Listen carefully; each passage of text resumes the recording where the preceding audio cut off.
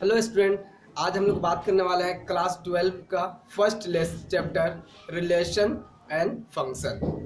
तो जैसा कि आप लोगों को पता है, रिलेशन एंड फंक्शंस के बारे में आप क्लास 11 में पढ़ चुके हैं। तो चलिए उसको और थोड़ा सा आगे तक हम लोग पढ़ते हैं, रिलेशन एंड फंक्शन। तो सबसे पहले डेफिनेशन देखते हैं रिलेशन एंड फंक्शन का। तो देखिए डेफिनेशन देखते हैं रिलेशन का। रिलेशन क्या होता है? A relation from a set A to a set B is a subset of A cross B. It means क्या होता है कि ए क्रॉस बी, ये क्या होता है फ्रेंड्स? आपको पता होना चाहिए कि ये ए क्रॉस बी एक Cartesian product of two non empty set होता है। Okay, two non empty set. If R is a relation from set A to set B and A B belongs to R, then A is related to B under R and we write है ना A related to B. Okay, A related to B. और देखिए A B belongs to R, इसे बोलते हैं ordered pair. क्या बोलते हैं? Ordered pair. ये ऑर्डर्ड पेयर होता है। इट मीन्स रिलेशन का जो एलिमेंट होता है हमेशा ऑर्डर्ड पेयर में लिखे होते हैं। तो सबसे पहले चीज हम लोग बात करेंगे ए क्रॉस बी। क्या कह रहा है कि ये सबसेट है ए क्रॉस बी का। तो ए क्रॉस बी क्या है? तो कार्टेशियन प्रोडक्ट है। तो कार्टेशियन प्रोडक्ट आप 11वीं क्लास में ऑलरेडी जान चुके हैं, फिर भी हम लोग यहाँ से रिवाइज करते हैं एक बार। सपोज कीजिए कि कोई सेट ए है जिसमें एलिमेंट 1 और 2 है, और अनदर सेट बी है जिसमें ए एंड बी है।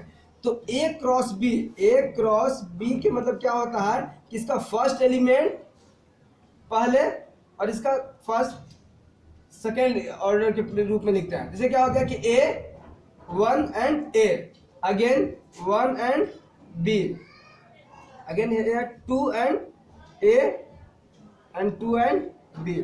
देखिए ये हो गया कार्टेशियन प्रोडक्ट। तो कार्टेशियन प्रोडक्ट के जो एलिमेंट्स होते हैं ऑर्डर्ड पेयर में लिखे होते हैं। ऑर्डर्ड पेयर का जो पहला कंपोनेंट होता है वो सेट ए से होता है, और सेकंड कंपोनेंट जो होता है वो सेट बी से होता है। समटाइम्स ऐसा होगा कि a relation R from A to A, it means क्या हो जाएगा ए क्रॉस ए, और ए क्रॉस ए में क्या होगा कि जो फर्स्ट एलिमेंट होगा ऑर्डर्ड पेयर का वो ए से होगा, और उसका second component it mean second element of ordered pair वो भी खुद से होगा, सेट ए से ही बिलोंग करेगा। तो हम लोग यहाँ पे बात करने वाले हैं, आपने देखा कि ए क्रॉस बी कैसे लिखते हैं, तो अब हम लोग रिलेशन पे बात करने वाले हैं। चलिए एक एग्जाम्पल लेकर के आपको दिखाते हैं।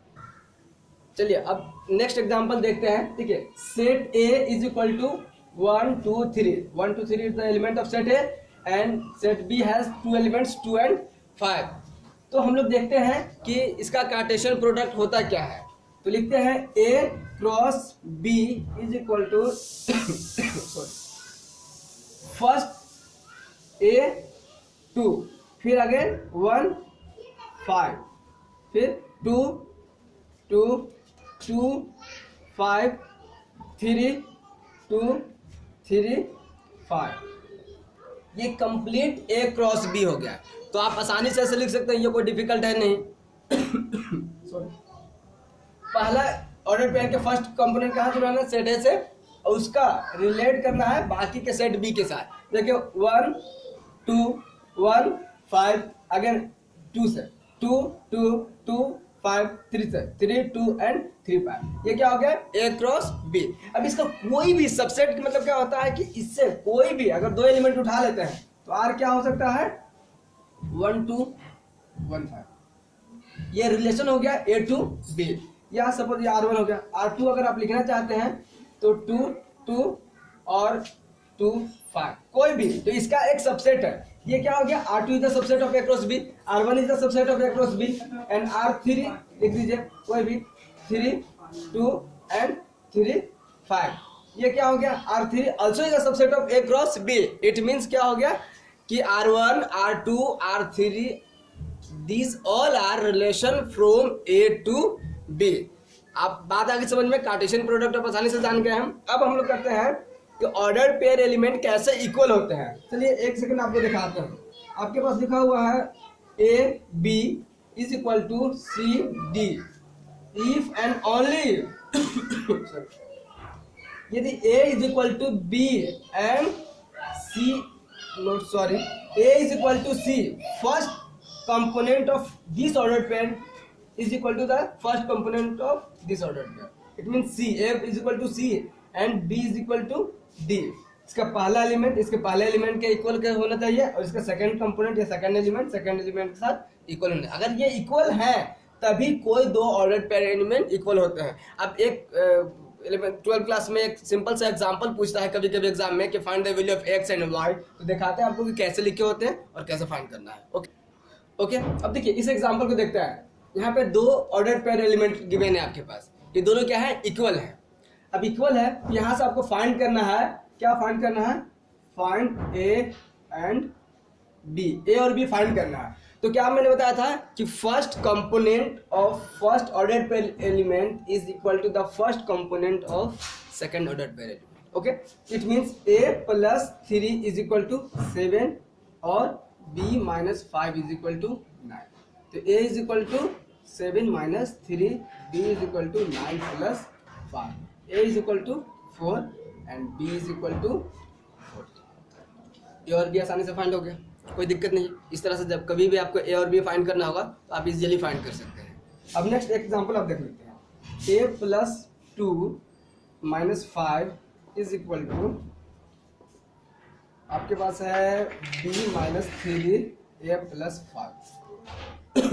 देखिए यहाँ से आपको a एंड b फाइंड करना है, again a and b find करना है। तो क्या कर सकते हैं हम लोग कि a + 2 is equal to b - 3 और -5 इज इक्वल टू a + 5। यहाँ से हम लोग आसानी से निकाल सकते हैं a is equal to -5 - 5 it means -10, a is equal to -10 आ गया। अब a की वैल्यू यहाँ पे पुट कर देंगे, -10 + 2 is equal to b - 3 it means b is equal to -8 + 3, तो here b is equal to -7 and a is equal to -, यहाँ से a और b फाइंड हो गया। तो आप इस तरह से a और b आसानी से फाइंड कर सकते हैं। चलिए आप अब समझ गए कार्टेशियन प्रोडक्ट क्या होता है, ऑर्डर्ड पेयर के एलिमेंट कैसे इक्वल होते हैं। और नेक्स्ट अब हम लोग बात करने वाले हैं साइमेट्रिक, रिफ्लेक्सिव एंड ट्रांजिटिव और इक्विवेलेंस रिलेशन पे। चलिए बात करते हैं। चलिए टाइप्स ऑफ रिलेशन में हम लोग सबसे पहला देखते हैं word relation, universal relation, identity relation, और फिर स्टार मार्क करके हम लोग देखेंगे जो बहुत ही इंपॉर्टेंट है आपके क्लास 12 में, रिफ्लेक्सिव, साइमेट्रिक, ट्रांजिटिव, जिसे आप इक्विवेलेंस रिलेशन कहते हैं, जब तीनों इक्वल वैलिड होते हैं किसी से के लिए। तो लोग बोलते हैं वर्ड रिलेशन। वर्ड रिलेशन को कभी कभी इम्प्टी रिलेशन भी कहते हैं। क्या बोलते हैं, इम्प्टी रिलेशन। इम्प्टी रिलेशन क्यों कहते हैं रिलेशन, कि कोई एक सेट है जिसका रिलेशन a to a ही बनाते हैं और वो 5 मिलता है subset of a cross. It means कोई भी वैसा एलिमेंट नहीं मिलता है जो रिलेशन में एग्जिस्ट कर सकता है a क्रॉस a।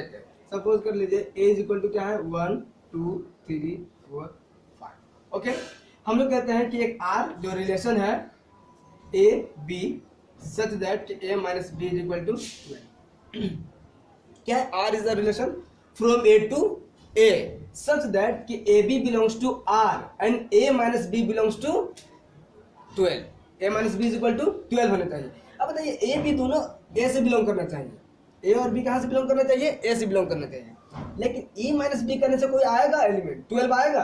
आप किसी को भी डालें, 5 - कोई भी 4 1, 5 - 3 2, 5 - 2 3, 5 - 1 4, 12 तो आ नहीं रहा। यहाँ पे कोई बनता नहीं है। यहाँ पे r में क्या मिल रहा है मुझे, 5 कोई एलिमेंट नहीं मिला। तो इस रिलेशन को बोलते हैं वर्ड रिलेशन या इम्प्टी रिलेशन। इम्प्टी रिलेशन आपको समझ में आ गई बात। अब चलिए हम लोग बात करने वाले हैं नेक्स्ट पे। ओके, नेक्स्ट क्या है, यूनिवर्सल रिलेशन। ओके, सपोज मान लेते हैं कि कोई एक सेट है, तो जब हम लोग r लिखते हैं, r क्या होता है, एक्चुअली सबसेट होता है a क्रॉस a का, और ये अल्सो सबसेट है a क्रॉस a, यानी ये इसका सबसेट है। इट मीन्स r में सब सारे के सारे एलिमेंट आ जाए तो वैसे रिलेशन को हम लोग बोलते हैं यूनिवर्सल रिलेशन। यानी a क्रॉस a या a क्रॉस b करते हैं तो r is the relation from a to b, where b is the set. तो r के अंदर यदि उसके सारे a क्रॉस b के सारे एलिमेंट आ जाते हैं तो उस रिलेशन को बोलते हैं हम लोग यूनिवर्सल रिलेशन। ओके, चलिए अब यूनिवर्सल रिलेशन के बाद हम लोग बात करते हैं आइडेंटिटी रिलेशन। अब आइडेंटिटी रिलेशन है क्या चीज, चलिए अब बात करते हैं आइडेंटिटी रिलेशन। अभी से पहले मिटाते हैं।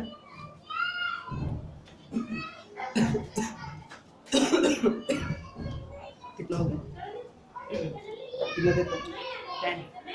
10 हो गया।